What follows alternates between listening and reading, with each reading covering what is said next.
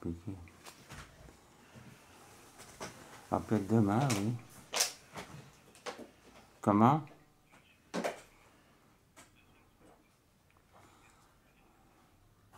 Non, parce que là, je vais m'absenter quelques jours au congrès. Hein.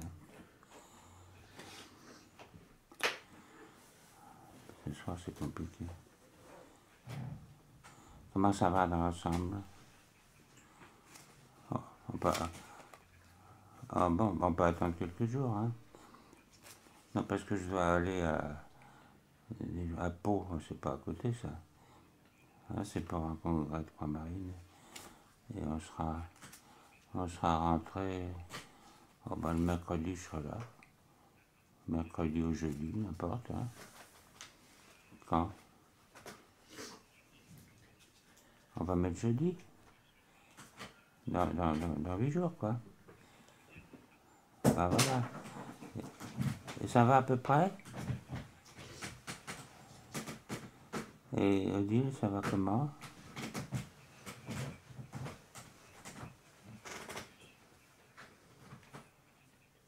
Ah ouais. Bon, on fait comme ça, dans 8 jours, hein, à 18h30. Hein. Voilà. Bientôt. Ouais. C'est bon. C'est bon, qu'est-ce qu'il faut faire là encore? C'est à vous de nous dire. Moi, je sais pas, moi. Qu'est-ce que vous voulez qu'on fasse? Hein? Moi, j'avais 2-3 idées qui m'avaient traversé l'esprit. J'aurais bien aimé que vous parliez de... Enfin, si vous disiez une fois, je crois, que la complexité, c'est comme... pour que ça s'entretienne, c'est un peu comme un athlète, quoi. Il faut s'y mettre tous les jours, quoi. Et je me demandais si la résistance, c'est la même chose. La résistance? Si c'est la même chose, s'il faut un peu être comme un athlète pour s'y coltiner un peu tous les jours et de manière régulière. Oh. Un athlète, c'est beaucoup dire. Hein. Mais c'est vrai qu'il faut... Je dis que c'est la complexité, c'est pas forcément ce qui apparaît complexe, hein, mais souvent dans ce qui est simple, on dit « Oh, c'est simple, c'est simple ». Mais il n'y a rien de plus compliqué. Moi, je dis souvent, par exemple, même sur le plan neurophysiologique, hein, pour tenir debout, la station debout, on n'a pas encore bien trouvé tout ce qu'il faut au point de vue neurologique, complexité, tout ce qui est en question pour qu'on tienne debout. On voit bien d'ailleurs, il suffit de pas grand-chose, et hop, on se casse la gueule. Alors, la station debout, apparemment, qu'est-ce qu'il y a de plus simple? Mais c'est d'une complexité inouïe. Hein. De même alors forcément pour dans des démocraties, à mettre en petit casier et à simplifier. Alors à ce moment-là, on est à côté de la plaque. Il n'y a plus rien du tout. Alors c'est bien que quand il ne s'agit pas de vouloir tout comprendre, parce que ça ne se comprend pas, c'est pas ce niveau-là.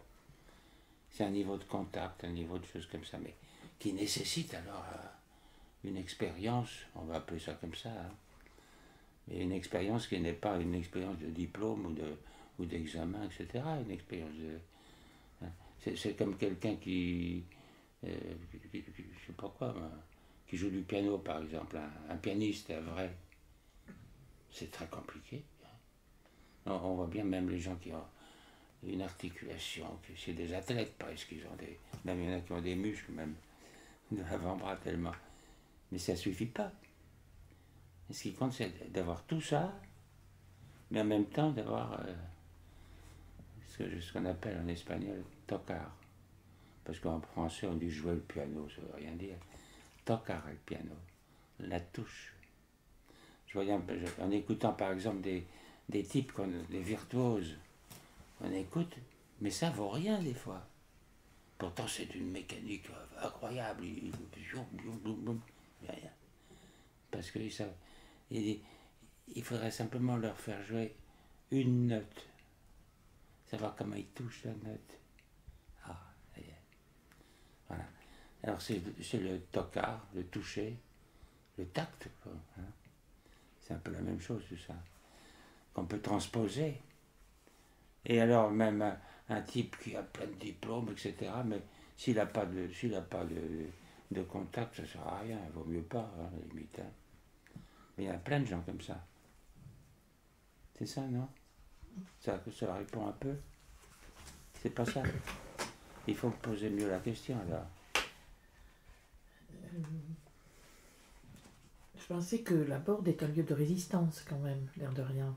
Ouais, faut pas non plus en faire tout un plat, hein. Oui, mais par les temps qui courent, il y a quand même une dimension de cet ordre. Le mot résistance est un peu suspect. Hein. Oui, c'est vrai, c'est vrai, c'est vrai. Mais il y a quand même des choses qui ont lieu ici, qui n'ont pas lieu ailleurs, par exemple. Il y a encore une vie possible, autre. Oui, autrement. Mais ça a lieu partiellement ailleurs aussi, heureusement. C'est pour ça qu'on essaye de regrouper. Je pense par exemple à même des structures comme ça, rigides. Mais ça dépend des gens qui sont là-dedans.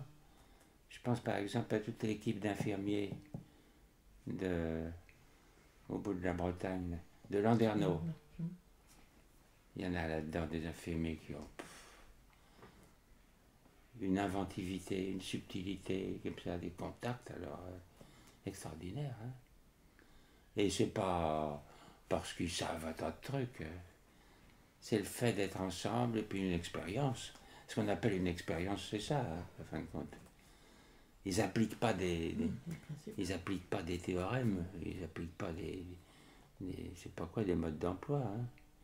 C'est simplement comme ça, qu'ils sont sensibles au contact, sans que ça déborde, juste ce qu'il faut, quoi. Ça s'apprend pas tellement, ça, dans les livres. Par contre, ça peut s'améliorer dans les discussions, dans un tas de trucs. Ça se travaille un peu, quand même. Ah bah oui. Ah, c'est pas du spontanéisme, parce qu'il n'y a rien de pire. Ah, il va bien, il est spontané, tu passes souvent. Le spontanéisme, c'est plein de préjugés. Hein. Il faudrait savoir qu'est-ce qu'on fait. Hein. On le voit bien là avec même les gens qui sont ici. Ce qu'on appelle, bon, il y a les gens qui travaillent là, bon, et puis il y a les gens qui sont hospitalisés, puis les gens qui viennent comme ça. Mais il ne s'agit pas d'établir un partage absolu. Alors donc les gens qui travaillent là, les infirmiers, les psychologues, ils sont indemnes, ils sont parfaits. Et puis les autres, il faut les traiter. Mais on voit très bien que quand on s'occupe de quelqu'un ici, et c'est ça qui passe mal, eh bien, d'une part, je sais pas, je pense à une quantité, quoi. Il y en a un, par exemple, je le vois à peu près tous les matins, même quelques minutes. On va bien. Il me regarde, il va. Des fois, il va pas bien, et des fois, il va pas mal. Et quand il va bien, il dit, tiens, pourquoi il va bien? Eh bien, c'est parce que à ce moment-là, je sais que dans la journée, il y a l'atelier bricolage avec Alain qui va fonctionner. Et alors, sans que je sache que l'atelier bricolage va fonctionner, le fait de le voir, dit, ah, tiens, ça fonctionne. Bon. Or, quel est le rôle, la fonction de l'atelier bricolage? Alors, classiquement, si on pose cette question-là à la haute autorité ou je sais pas quoi, on dit, c'est un atelier bricolage. Mais qui est, par contre, vu ici, pris dans un ensemble, le fait qu'il y aille et qu'il aille ailleurs, comme ça a une fonction, on peut dire thérapeutique, aussi, au moins aussi importante que celle que je peux avoir avec lui. Moi, je le vois 3 minutes, mais des fois, il reste une journée. Et puis, il y a des quantités de choses qui se passent, des échanges des uns avec les autres. Autrement dit, la fonction soignante, c'est un grand mot, hein. Elle est partagée, mais pas au niveau des statuts. Parce que, d'une façon traditionnelle, à l'administration, on dit la fonction soignante, Ben, c'est le médecin et les infirmiers, et les psychologues, puis c'est tout. Et les autres, ah ben c'est les malades, c'est les soignés. Alors, moi ça fait très longtemps que j'avais fait un truc comme ça, un exposé rapide. Oh, c'était longtemps. C'était en septembre 58, hein, c'est pas nouveau. Hein. C'était à Barcelone. Je me dis, mais il y a plusieurs trucs soignants, officiellement, les soignants, on dit les soignants, bizarre, les soignants et les soignés. Mais alors, soignants, soignés, mais ça se recoupe avec un tas de trucs. Mais d'une part, un soignant qui n'est pas soigné par un soigné, c'est pas un soignant. C'est-à-dire, ça doit le modifier quelque chose quand même. Ce qu'on appelle l'expérience. Mais c'est mieux que ça. Autrement dit, la fonction soignante, elle est partagée. À condition que les gens ne soient pas mis dans des cases. Il faut que les malades ou les malades, je sais pas quoi, il ne faut pas qu'ils soient enfermés pour qu'ils puissent se manifester comme ayant une fonction. Il peut se faire par exemple que votre truc là de film, ça peut avoir une fonction, c'est pas tellement le but, mais enfin ça peut avoir une fonction thérapeutique. Oui, bien sûr. Hein, ça peut modifier quelque chose. Sinon c'est pas simplement esthétique quoi. Du fait que ça se passe ici et que ça puisse être projeté ici avec des malades qui regardent ça et que ça discute, ça entre dans une équation bien plus large. C'est pas simplement de l'exhibition. Ça peut jouer un rôle thérapeutique, une fonction soignante. Hein. Alors, il ne s'agit pas de dire, oh, n'importe quoi est une fonction soignante. C'est pas vrai non plus. Hein. Est-ce que faire la vaisselle, c'est quoi ça? Ça dépend. Et pour certaines personnes, c'est très important. S'ils ne font pas la vaisselle, ben, ils ne foutent rien. Et puis quand on ne fout rien, on est là à ruminer. Il fait la vaisselle avec des copains. À ce moment-là, il pense à autre chose. Il y a une certaine fonction soignante. Donc c'est pour, ici, c'est pour justement casser les partages trop rigides de l'administration. C'est-à-dire les soignants, les soignés. Pour ça que je dis, si un soignant ne se sent pas soigné par un soigné, ben il n'est pas soignant. Ça doit modifier le contact, enfin un tas d'idées comme ça.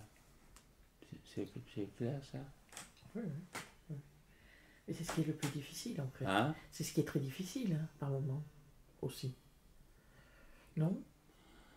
C'est très difficile quand on est avec des préjugés administratifs, bureaucratiques. En disant, il y a les administrés, il y a les gens des bureaux, il y a les gens des infirmiers, il y a les psychologues, il y a les malades, etc. C'est-à-dire, le soin, et c'est en fin de compte ce qu'a toujours affirmé, depuis toujours, Toscaïès, il faut soigner, pour soigner les gens, il faut soigner le lieu là où ils se trouvent. Et la grande découverte, le constat, il y a longtemps, c'est que pour soigner les malades, il faut soigner l'hôpital. Ça soigne l'hôpital. C'est vrai, il n'y a rien de plus néfaste que l'organisation rigide, hiérarchique d'une structure hospitalière classique. Parce que quand on demande quelque chose, ah bah oui, mais il faut passer par un tel, et puis il faut un bout de papier, et puis il faut ceci, puis le type il a oublié ce qu'il demande. Hein. Mais comme ça, il y a ce qu'on appelle des relations, on peut dire complémentaires, c'est un terme qu'on emploie souvent, relations complémentaires. C'est-à-dire, t'es un statut de soigné, soi-disant, bien, mais du fait même que tu es dans une structure qui n'est pas trop rigide, qui peut avoir accès à une quantité de trucs, ben en même temps, tu participes à une fonction soignante. Et le tout, c'est une façon de soigner, entre guillemets, l'hôpital même. Si on ne soigne pas l'hôpital, c'est effrayant. C'est tout le mouvement qui a fait qu'on a pu supprimer dans les hôpitaux, à ce moment-là, maintenant c'est revenu, les quartiers fermés, les cellules où les gens étaient attachés et enfermés pendant des années. Hein. Pour supprimer ça, c'est pas dire on va supprimer les cellules. Non, c'est de trouver des moyens de responsabiliser tout le monde. D'où le club, par exemple. C'est fait pour ça. Et on voit bien qu'on a pu supprimer dans certains hôpitaux tout ce qui était attaché, fermé, quartier, etc. En développant le club, des activités de toutes sortes, le cinéma, je ne sais pas quoi, et où les gens sont pris dans une autre atmosphère. C'est pas clair? Si. Mais l'hôpital en tant que tel aujourd'hui, je pense à certains hôpitaux pour y avoir bossé, on sent bien que il n'y a plus de possible. Le possible est de moins en moins là, quoi. Tout se ferme, tout est clivé. Toute démarche pour prendre un véhicule, enfin il faut un bon... Enfin, on voit des choses effrayantes quand même. Mais c'est une rechute. Terrible. C'est une rechute. Oui. Collective, très grave. Et c'est un progrès énorme de la bureaucratie. Le pire des choses, c'est la bureaucratie. Oui, mais c'est gravissime quand même. Gravissime. Même dans la tête de beaucoup d'administrateurs comme ça, bureaucrates. Par exemple, on peut le dire, ça, on a eu une visite il y a quelques mois d'une personne qui était représentante de l'administration des hôpitaux. C'est-à-dire où il y a des quartiers fermés, des cellules, etc. Alors quand ils ont visité ici, alors la personne a dit « Ah oui, c'est pas mal ici. Mais ici, c'est un lieu de vie, mais pas un lieu de soins. » Il faut vraiment en avoir dans la tête. C'est incurable ça, hein, pour dire des choses pareilles. Mais c'est l'opinion bureaucratique, ça. Hein. Alors un lieu de soins, alors si pour que ce soit un lieu de soins, il ne faut pas que ce soit un lieu de vie, mais qu'est-ce que ça veut dire, hein? Mais c'est pourtant ça qui est en question. Hein. On voit bien ce qui peut apparaître scandaleux. Par exemple, pense à ce qu'on appelle des services ici. Je parlais de la vaisselle, mais le standard, la chauffe, hein, etc. Mais un des meilleurs chauffeurs d'ici, très précis, etc. Mais c'est vraiment quelqu'un qui a été hospitalisé, enfermé, etc. et qui a encore des troubles. Hein. Mais ça n'empêche que quand on veut pas louper le train, on lui demande à lui. Hein. Précis, extraordinaire. Vous voyez de qui je parle? Je crois. Hein? Je crois. Je crois. Ouais. Mais ce type-là, il est remarquable. Hein? Bon, là, si on dit, c'est quand on dit à l'administration, vous savez, les petites voitures, ce sont des malades qui conduisent les petites voitures, et c'est ça que c'est encore le plus précis, c'est eux. Mais ils voudraient faire fermer la maison, hein. On est irresponsable.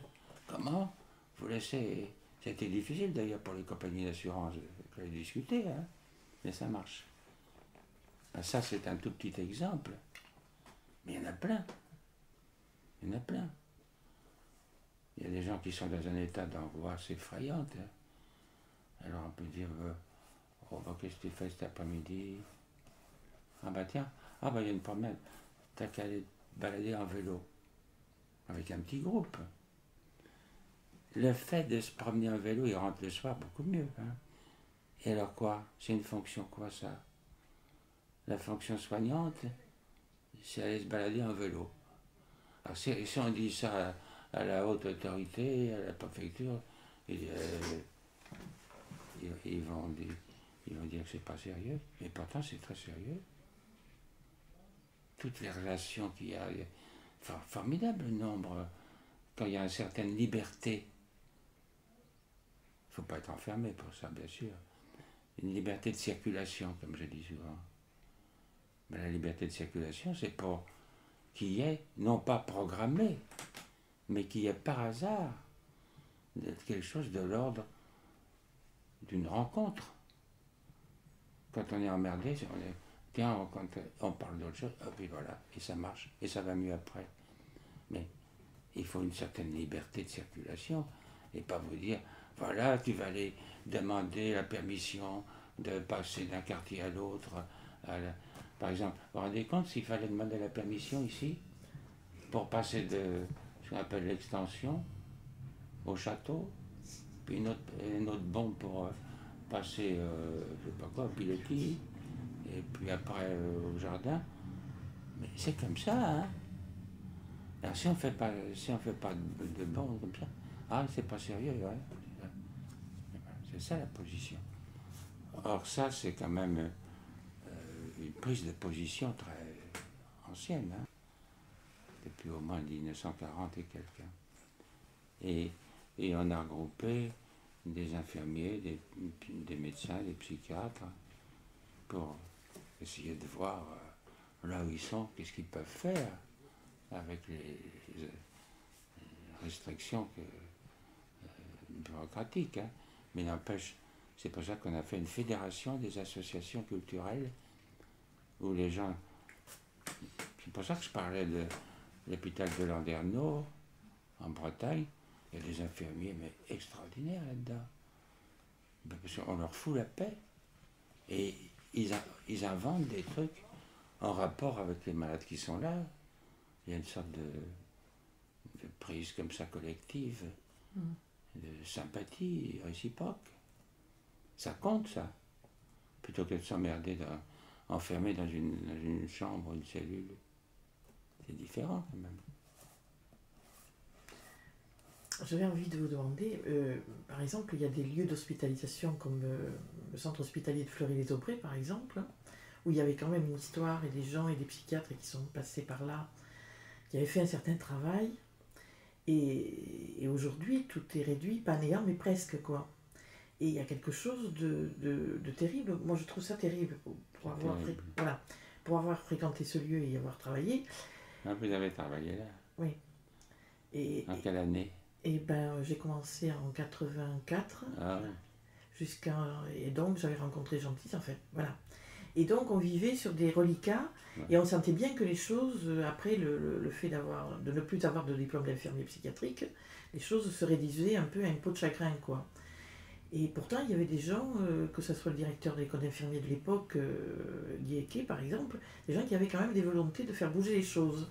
Et aujourd'hui, pour rencontrer encore des gens de l'hôpital, vraiment, c'est assez terrible, quoi, parce que les infirmiers s'arrêtent, se mettent en maladie, ceux qui avaient envie encore de faire quelque chose, et on a tout claquemuré, tout est administratif, il n'y a plus d'espace à la vie. Alors là, pour le coup, on peut se demander où est la vie, là, quand même. Hein. Moi, ça me questionne beaucoup, quoi, parce que je me dis comment on réimpulse quelque chose de cette dimension-là, quoi. Comment on va déranger ça, comment on crée de l'événement, comment il y aura du possible là-dedans, alors que tout devient impossible. Ils en sont à les prescriptions, à compter les médicaments dans une unité de soins. Maintenant, il faut que la prescription corresponde au nombre de médicaments qu'ils ont dans l'armoire à pharmacie. Alors, c'est-à-dire, s'ils font tomber un médicament, eh ben, ils ont recours à la pharmacie centrale. Enfin, on arrive à des absurdités, quoi. Alors, je me demande comment ça peut se travailler moi, c'est un peu... voilà. Bon, parce que Fleury-les-Aubrais, c'est bien choisi, parce que on peut dire que en France, c'est là que ça a commencé, à partir de 1936. Et c'était un type que j'ai bien connu, remarquable, le docteur Georges Daumaison. Il l'appelle d'ailleurs le centre Daumaison. Ils sont un peu gonflés. Ils sont rebaptisés Daumaison aujourd'hui. Il a fallu que j'aille, il dit, le centre Daumaison pour le baptiser. Moi j'ai dit, mais enfin si Daumaison était là, hein. Alors Daumaison, c'est le premier vraiment en France qui a essayé de modifier quelque chose. Alors, en même temps qu'il créait des stages de CMEA pour les infirmiers, un peu plus tard, en 1949, mais là, à Fleury, il a essayé d'ouvrir des quartiers, de faire une espèce de club, c'était pas les mêmes clubs que maintenant, de faire par exemple une association sportive. Et dans l'association sportive, hein, c'était du football, etc. Et il faisait jouer des malades et puis en même temps, les gens du personnel. Par exemple, le surveillant général, qui s'appelait Rancœur. Bon, hein. C'était le premier de l'équipe de football. Il jouait avec les malades au foot, avec des compétitions, etc. Les infirmiers s'étaient mélangés. Il avait fondé un club qu'il appelait le club des bruyères. Les bruyères, oui. Parce que les bruyères, il y a beaucoup de bruyères dans la forêt d'Orléans. Donc, et en même temps d'ouvrir les quartiers. C'est Daumaison, ça. Alors ça a duré comme ça jusqu'en 50. Et en 50, il était un peu impulsif, Daumaison. Et il a dû s'engueuler avec le préfet. Pour des raisons comme ça. Et il est parti, il a rompu. Hein. Et là-dessus, il a été déplacé. Et alors, pour le déplacer d'une façon honorifique, pour s'en débarrasser, il était gênant pour la préfecture de Daumaison. Ils se sont débarrassés en le mettant à Sainte-Anne. C'est lui qui a refait un service à Sainte-Anne, avec le même esprit, dans ce qu'on appelait un centre d'accueil, qu'on appelle le CPOA. Je ne sais plus ce que ça veut dire. C'est pour les gens qui arrivaient d'urgence avec les flics, etc.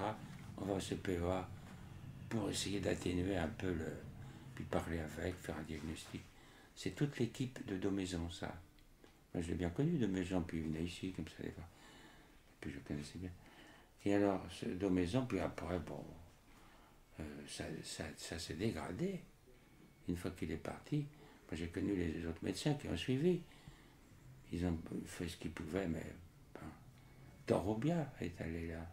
Gentis, hein, mais c'était trop tard. Hein. Ils arrivaient là, c'était déjà tout structuré, etc. Et dernièrement, il y avait des copains qui sont psychiatres. Là. Mais ils étaient malades depuis un an, ils sont malades. Hein. Je parle des psychiatres. Parce qu'ils ont fermé à nouveau des quartiers, empêchant. Il avait eu des histoires de maisons parce qu'il avait voulu ouvrir les pavillons sur les bruyères, justement, sur le bois. Alors là, ça a fait. C'est pour ça qu'il est foutu le camp. Mais maintenant, tout ça, ça s'est recloisonné. Et les médecins actuels, ils décompensent. C'est eux qui sont malades maintenant, ils ne peuvent plus tolérer un truc pareil. Enfin, je ne sais pas où ça en est maintenant, mais le Carpentier est plus au courant que moi là-dessus, en détail. Hein. C'est des types très bien, ces médecins qui viennent à Psypropos. Oui, hein. Bockman, entre autres. Bockman, ça vous le connaissez. Hein. Oui. Il était malade, lui. Ben oui. Il allait faire une dépression, hein, en rapport avec toutes ces histoires administrativo-bureaucratiques, et qui referment. Ils ont enfermé. Et avec les nouveaux, bah, ce qu'on voit quand c'est fermé, les quartiers, disons, d'agiter, au fin de compte, avec des hurlements, des trucs comme ça, empêchant les gens de sortir. Mais tout ça, c'était en rapport avec ça, puis le développement, avec Bonafé et autres, du secteur. Je me souviens, il y avait un secteur des représentants, par exemple, au centre d'Orléans, en rapport avec Fleury. Vous êtes au courant de tout ça, hein? Je ne sais pas ce que c'est devenu, mais comme partout, il y a une régression fantastique au point de vue psychiatrique actuellement par l'envahissement de la bureaucratie.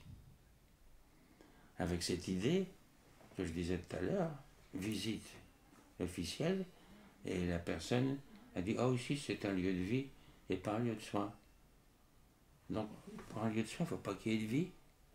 Enfin, c'est l'esprit, hein. Bon, etc. On peut en dire bien plus. Hein. Mais par exemple, le fait de prendre un film, de le projeter là, essayer de faire ça à Sainte-Anne, c'est pas facile. Hein. Il faudra voir un tel signé, responsable, qui sait, c'est pour quoi faire, c'est pour projeter, qui viendra. On a le temps que la Terre tourne, hein. Ça va à peu près? Je réponds à la question? Bon. Ça complète un peu ce qu'on disait. Hein. D'où l'importance, pour ça, de trouver le principe de base.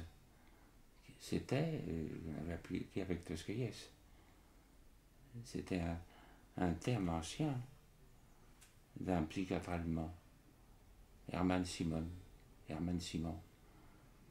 C'était un psychiatre de Westphalie, dans un hôpital de Gütersloh, je crois. Il avait écrit en 1927, ce type. 1927. Vous avez vu, hein? Il dit, pour soigner les malades, il faut soigner l'hôpital. Bon. Alors, c'est ça qui a été repris. Et c'est quoi soigner l'hôpital? C'est tout ce qu'on vient de dire. Mais il ne s'agit pas de dire, on va supprimer les quartiers fermés, on va supprimer les cellules. Si on dit ça, on ne fait qu'augmenter la bureaucratie. Il faut trouver des moyens. Et les moyens, c'est de responsabiliser tout le monde. Même à des tout petits niveaux. Mais il faut avoir un appareil collectif, d'où les clubs. Un club, c'est un appareil collectif pour soigner les malades, mais soigner l'hôpital. Pour que les gens qui ne restaient pas enfermés dans leur bureau, les bureaucrates par-ci, les internes là, les psychologues là, et les malades par-ci, qu'il y ait un partage des responsabilités. Et on voit bien, par exemple, des trucs comme l'organisation de la journée du 15 août ici. Entre autres, puis il n'y a pas que ça. Hein. On voit bien qu'il y a plein de gens qui y participent là-dedans, à tous les niveaux, sans tenir compte de leur statut. Hein, on ne va pas leur demander, toi, qu'est-ce que tu fais? T'es directeur, t'es je sais pas quoi, secrétaire, tu t'occupes de quoi? Toi, tu fais le ménage, toi, tu nettoies les chiottes, et toi... Non, non. Tout ça, ça n'empêche pas de travailler, au contraire. Hein. C'est un partage. C'est le mot principal. Partage, c'est une distribution des responsabilités suivant tous les niveaux. Hein. Il y a des gens qui ne sortent pas de leur chambre. Alors, on peut faire une délégation. Bon, alors, qu'est-ce que tu fous là? Tu viens au cinéma? Ça, c'est du traitement. Hein. Mais alors, si on dit de dire à quelqu'un qui vient au cinéma, et vous dites que c'est un traitement, mais on se fait vider. Hein. C'est pas sérieux, ça. Mais n'empêche. Hein. C'est à ce niveau-là. Quoi. C'est le partage, et en même temps, soigner l'hôpital. Et soigner l'hôpital, c'est que chaque personne qui est là-dedans soit un minimum de responsabilité. Même pas grand-chose. Hein.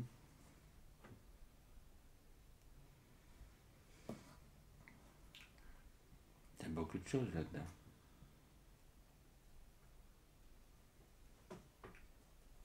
La question, c'est comment ça peut se travailler aujourd'hui à l'hôpital, ça? Ah ben justement, c'est tout le problème, disons, de faire des associations. On a la chance en France, hein, jusqu'à maintenant, et encore, ça commence. Ils n'ont pas touché à la loi sur les associations de 1901. C'est ce qui permet d'avoir, mais légalement, et reconnu par la loi, sans qu'on ait d'histoire, qu'il y a un club, association de 1901, c'est-à-dire reconnu légalement, avec une autonomie, qui peut passer un contrat avec un établissement et avec l'extérieur, avec des employés ou des employeurs plutôt. Par exemple, c'était Ça, c'était pour, d'une part, modifier l'ambiance de l'hôpital, avec tout ce qu'on veut, une bibliothèque, un bar, le cinéma, et en même temps, discuter dans des groupes de l'orientation, en disant, d'où la banque intérieure, par exemple, c'est à Saint-Albert qu'on parle là, ici c'est la caisse de, je sais pas quoi, de dépôt et de solidarité. C'est plus ou moins boiteux, mais il y a cette idée-là. C'est-à-dire, même là, il faut discuter. Tu as besoin de fric, combien? C'est pour essayer de trouver un travail quand c'est possible. Donc il faut rester 3 jours en ville. On peut avancer du fric là. Ça fait partie, disons, du traitement de l'hôpital. Hein, et ça passe pas par le directeur, etc., etc. Mais l'idéal, c'est qu'il y ait toute la direction administrative soit elle-même prise dans le coup. C'est dans ce sens-là que Tosquiès avait inventé ce truc. Pour que le club y marche, il faut un comité hospitalier. Et le comité hospitalier, c'est une association de 1901, donc reconnue officiellement, et qui fait la rencontre entre tout le personnel administratif, directeur compris, et les responsables des pensionnaires et autres du club. Et là, on discute des budgets, un truc comme ça. Qu'est-ce qu'il faut pour, par exemple, discussion, encore au Pichou, discussion pour, oui, l'atelier théâtre. Bon, l'atelier théâtre, ils vont partir en Belgique, Bruxelles, par là, pour quelques jours, faire une représentation. Combien vous êtes? On est 20. Il faudrait un autobus. Hein. Alors, comment faire pour que ça coûte le moins de fric possible? Des voitures, un trafic, enfin, tout ça. Tout le monde en parle, à tous les niveaux. Hein. Eh bien, même de parler de ça, les gens, ça les pose. C'est autrement que de rester à rien faire dans un coin. Vous savez, dans les asiles, on voyait ça, des gens qui étaient recroquevillés le long d'un mur pendant des années, hein, à rien faire. On dit, ah oui, rien à faire, c'est la catatonique. Enfin, oui, mais enfin, il faudrait aller le chatouiller un peu, hein, lui proposer quelque chose. Donc, mettre en place la possibilité que chacun des participants, à son niveau, ait une fonction d'initiative.